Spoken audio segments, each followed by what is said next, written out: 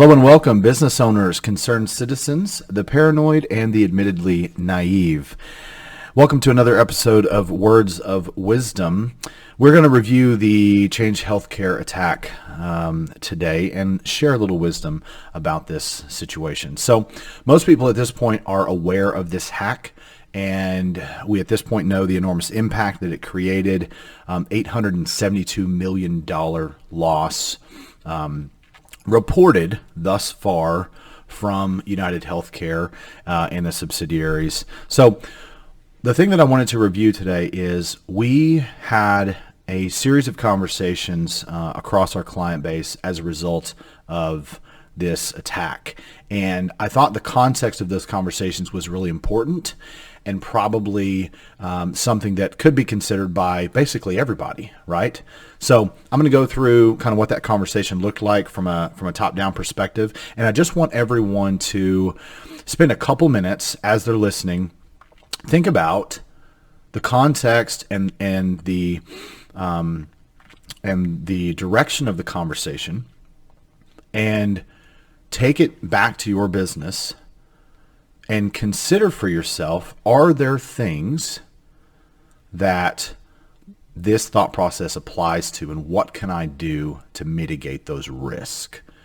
Okay, and I just gave a little bit of it away, but let's get into it. So it's kind of a back and forth conversation, right? Client says, okay, claims are down. This service is no longer usable. What are we supposed to do?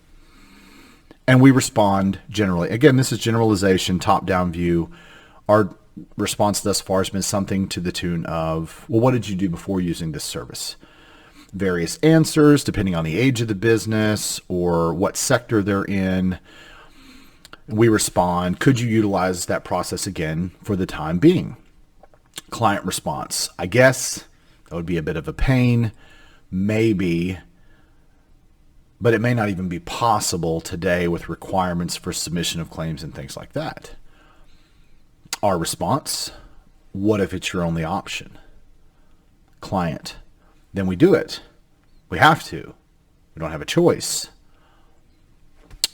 Our response, are there any other services that would create this much stress if all of a sudden you couldn't utilize them? The client thinks, takes a pause. I'm not sure I want to think about that. Our response, I understand, of course, it's a stressful and anxiety-inducing exercise. But if we take this as a learning opportunity and talk about those risks now, if we create processes and train to alternatives if necessary, work our backup plans, then when disaster strikes, we pivot instead of panic. 100% of the time, the response thus far within our internal client base has been, you know what? That does sound better. We should brainstorm risk and strategy and start working those plans. So, is there anything in your business that if it were to disappear as a service or a software or a solution, you would be crippled tomorrow? Is there an alternative? Is there something else that you can do? Can you work a recovery plan? Can you work an exit strategy or a pivot instead of a panic? Is that possible? I don't pretend to know all of the answers, but think about it. I think it's worth thinking about. And you've heard me say it a ton. You've seen me write it all the time, but the age of it won't happen to me is over. It's gone. It's dead. It is not at this point if you will have to deal with a cyber attack or the impacts of one personally or professionally, it's when.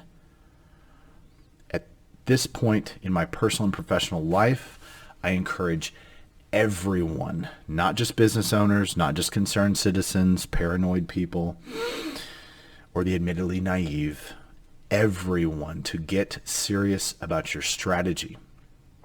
Learn, plan, mitigate risk, get insurance, harden target, stay vigilant. Thanks for checking out today's Words of Wisdom, everybody, and I hope wherever you are out there that you are having a fantastic day.